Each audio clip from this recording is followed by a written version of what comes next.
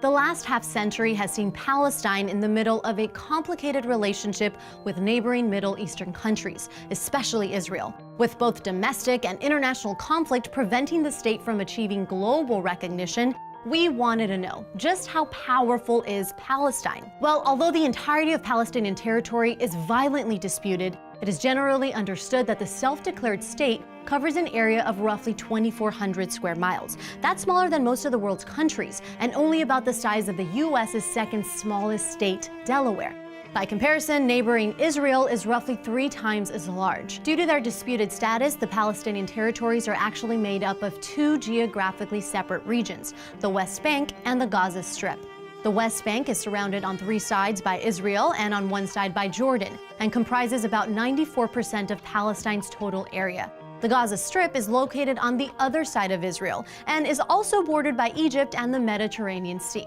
Both portions are tightly controlled by Israel, whose occupation has been condemned internationally by the United Nations and numerous humanitarian groups. In total, there are an estimated 4.5 million Palestinians living in both regions, with an additional 350,000 Israeli settlers in the West Bank. But since 2005, there have been no Israeli settlers in the Gaza Strip. A majority of the Palestinian population is made up of Sunni Muslims. But in fact, the most disputed region between Israel and Palestine is Jerusalem, which has religious significance for Jews, Muslims, and Christians. Although both Palestinian regions claim to comprise a single state, since 2007 they have effectively been controlled by 2 separate and competing governments.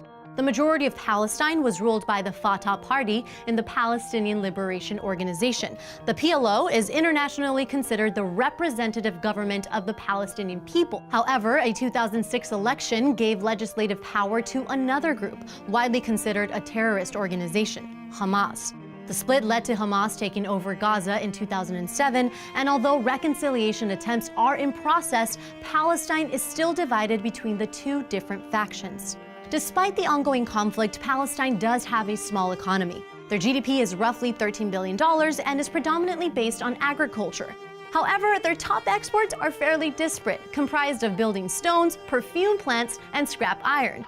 Additionally, roughly 70% of young people in Gaza and 24% in the West Bank are unemployed. Despite the ongoing conflict with Israel, Palestine does not actually have a military force, which was prohibited by the 1990s Oslo Accords. This was an agreement between Israel and Palestine mediated by the United States, which gave Palestine some level of self-governance and self-determination. In exchange for promising peace towards Israel and a lack of military power, Israel was tasked with protecting Palestine from external threats. Palestine does have a centralized security force with a budget of roughly $1 billion, making up more than a quarter of their entire general budget. Although the exact number of security personnel is difficult to pin down, some have reported roughly 70,000 members.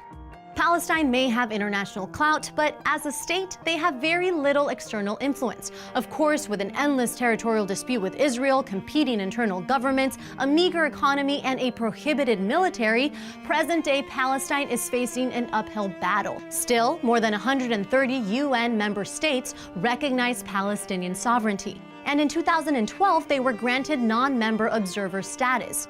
With broad international support, it is really up to the United States and Israel to decide on the Palestinian dispute.